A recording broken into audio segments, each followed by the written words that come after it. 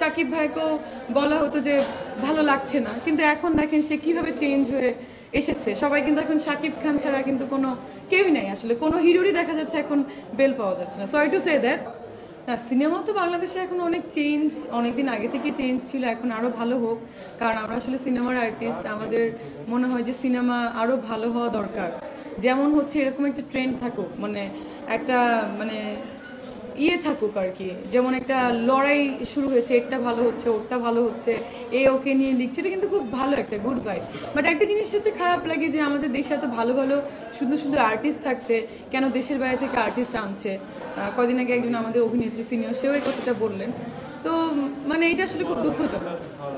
মানে আমাদের দেশের সব আর্টিস্টই কিন্তু সুন্দর, এক একজন এক এক রকম সুন্দর যারা কাজ করছে, তো তাদেরকেও যদি মানে সুযোগ দেওয়া হতো অনেক ভালো কাজ করতে পারতো। দেখেন একসময় কিন্তু শাকিব ভাইকেও বলা হতো যে ভালো লাগছে না, কিন্তু এখন দেখেন সে কিভাবে চেঞ্জ হয়ে এসেছে। সবাই কিন্তু এখন শাকিব খান ছাড়া কিন্তু কোনো কেউই নাই, আসলে কোনো হিরোরই দেখা যাচ্ছে এখন বেল পাওয়া যাচ্ছে না। সরি টু সে দ্যাট, মানে একটা অন্য ব্যাপার। তো আমাদের প্রতিটা আর্টিস্টকে যদি ওভাবে ইউজ করা হয় সবাই কিন্তু ভালো করতে পারবে। শুধু যে দেশের মানে যেমন নায়িকা নিলে যে নায়ক দেশের বাইরে হতে পারে, এটাও কিন্তু হতে পারে, ভালো হয়।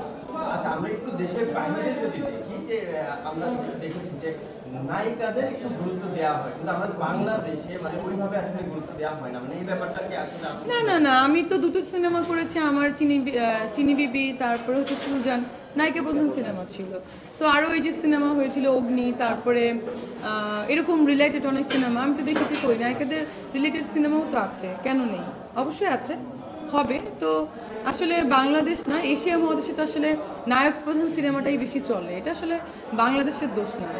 কিন্তু আমাদের দেশীয় নায়িকারা মানে ফর্ম করতে পারে না, বাইরের দেশের নায়িকারা যেভাবে ফর্ম করে তার জায়গা তৈরি করে, কিন্তু আমাদের দেশীয় নায়িকারা আসলে সেই জায়গাটা তৈরি করতে পারে না। এতে করে ল্যাকিংসটা আসলে কি, আপনি কি মনে করেন? দেশীয় নায়িকারা যে তৈরি করতে পারে না এরকম না, সব মানে তাদেরকে তো ইউজ করতে হবে, তাই না? দেশীয় নায়িকাদের তো ইউজ করছে না।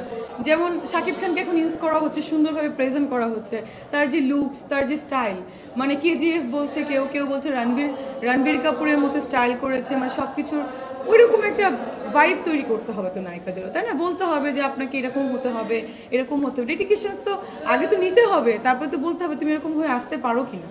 শুধু তো বললে হবে না যে বাংলাদেশের নায়িকারা ভালো না, করতে পারে না, তাহলে এতদিন সিনেমা কই থেকে চলেছে?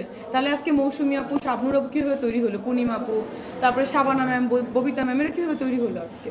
তো বাংলাদেশের নায়িকা যদি নাই মানে ভালো করতো, তাহলে ইনারা আজকে এরকম ম্যাটার ভ্যারি কেন করছে? এটা খুব দুঃখজনক।